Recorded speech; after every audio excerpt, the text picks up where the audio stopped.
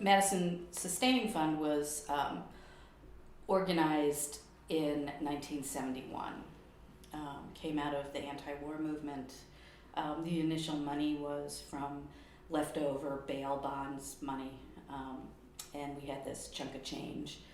And a group of us came together to try to decide what we were going to do with it, and we thought, well, we should start supporting the organizations that helped support the students and other community members who had demonstrated against the Vietnam War. So that's where it started. I think that's where I felt our power was. I think there was a lot of sense of powerlessness, which I think is being felt again today. And we saw what we could do on a local level to make things change. So the notion of raising money locally and supporting local organizations who were progressive and looking for social justice and social change made a lot of sense. It just made a lot of sense. It still makes a lot of sense to me. Not that I think people shouldn't be doing national work and national organizing, but from my perspective, I feel most powerful when the money I give goes to organizations whose names I know, whose work I know. I may know some of their staff. I certainly know some of their volunteers. So all of that is very important to me.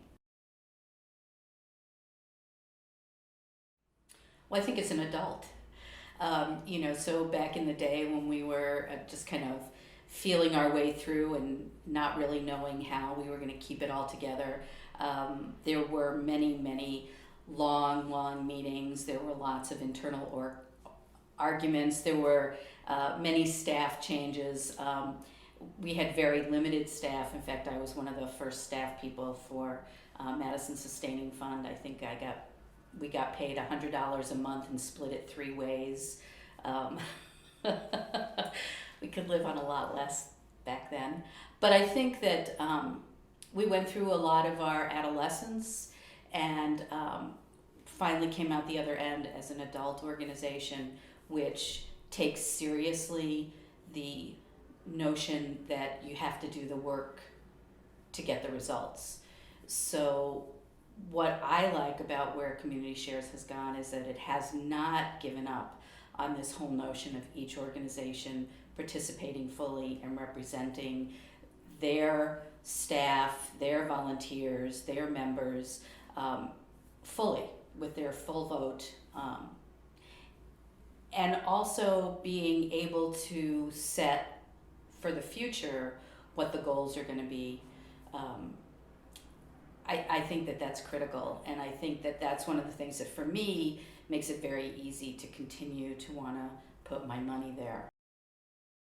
That's always a tricky question, right? Because everybody's values are a little bit different. But I think primarily we recognize that every organization is working towards social justice in some fashion.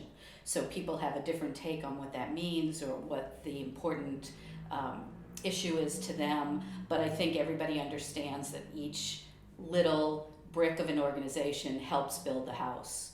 And so if you don't have each brick representing who they are, and you don't give them equal opportunity to be strong within the organization, then you've built a house of cards.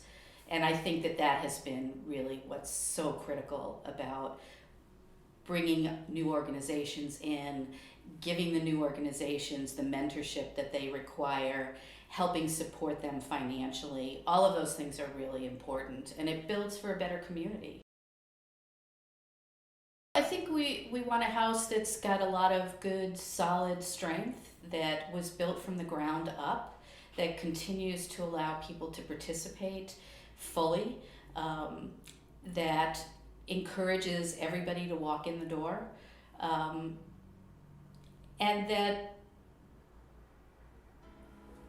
offers a window into a way of life which might be better, more sustainable, and more egalitarian. Getting involved with Community Shares was fairly life changing for me. I've been able to be a part of a group that I think is doing great, great good for so many people. We're approaching the 50th birthday, and I've been involved for 28 years. I became more and more impressed and started out probably donating smaller, and it grew over time. When I first got involved with community shares, so much emphasis was on social justice. They provide funding and a certain amount of guidance for their member organizations so that those organizations who have the talent and the skills to do that can help make this a better world.